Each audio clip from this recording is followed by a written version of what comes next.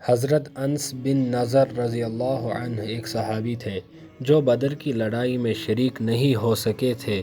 ان کو اس چیز کا صدمہ تھا، اس پر اپنے نفس کو ملامت کرتے تھے کہ اسلام کی پہلی عظیم الشان لڑائی اور تو اس میں شریک نہ ہو سکا۔ اس کی تمنا تھی کہ کوئی دوسری لڑائی ہو تو حوصلے پورے کروں۔ اتفاق سے احد کی لڑائی پیش آ گئی جس میں یہ بڑی بہادری اور دلیری سے شریک ہوئے۔ احد کی لڑائی میں اول تو مسلمانوں کو فتح ہوئی، مگر آخر میں ایک غلطی کی وجہ سے مسلمانوں کو شکست ہوئی۔ وہ غلطی یہ تھی کہ حضور اکرم صلی اللہ علیہ وسلم نے کچھ آدمیوں کو ایک خاص جگہ مقرر فرمایا تھا کہ میں نہ کہوں اس جگہ سے نہ ہٹنا، کہ وہاں سے دشمن کے حملے کرنے کا اندیشہ تھا۔ جب مسلمانوں کو شروع میں فتح ہوئی تو کافروں کو بھاگتا ہوا دیکھ کر یہ لوگ بھی اپنی جگہ سے یہ سمجھ کر ہٹ گئے کہ اب جنگ ختم ہو چکی ہے، اس لیے بھاگتے ہوئے کافروں کا پیچھا کیا جائے اور غنیمت کا مال حاصل کیا جائے۔ اس جماعت کے سردار نے منع بھی کیا کہ حضور صلی اللہ علیہ وسلم کی ممانعت تھی، تم یہاں سے نہ ہٹو، مگر ان لوگوں نے یہ سمجھ کر کہ حضور صلی اللہ علیہ وسلم کا ارشاد صرف لڑائی کے وقت کے واسطے تھا، وہاں سے ہٹ کر میدان میں پہنچ گئے۔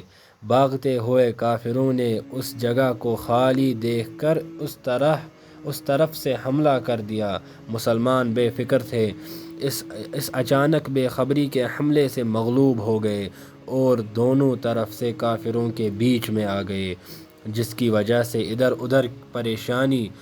ادھر پریشان بھاگ رہے تھے۔ حضرت انس رضی اللہ عنہ نے دیکھا کہ سامنے سے ایک دوسرے صحابی حضرت سعد بن معاذ آ رہے ہیں۔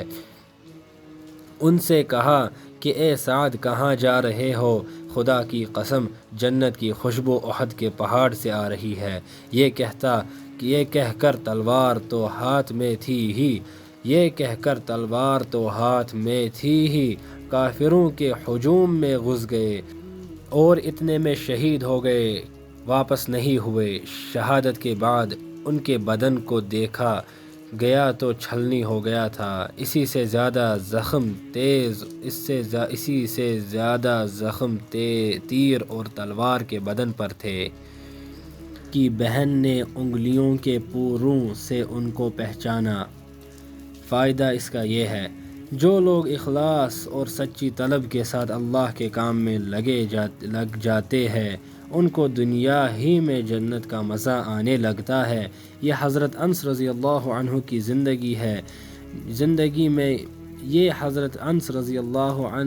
زندگی ہی میں جنت کی خوشبو سونگھ رہے تھے۔ اگر اخلاص آدمی میں ہو جاوے تو دنیا میں بھی جنت کا مزہ آنے لگتا ہے۔ تو اللہ سے یہی دعا ہے کہ اللہ ہمیں بھی صحابہ جیسا ایمان عطا کرے اور صحابہ والا جیسا جذبہ عطا کرے، اور ہمیں دین کی محنت پر، اسلام پر قائم رکھے اور دین کی پاک محنت کے اندر قبول فرمائے۔ آمین آمین۔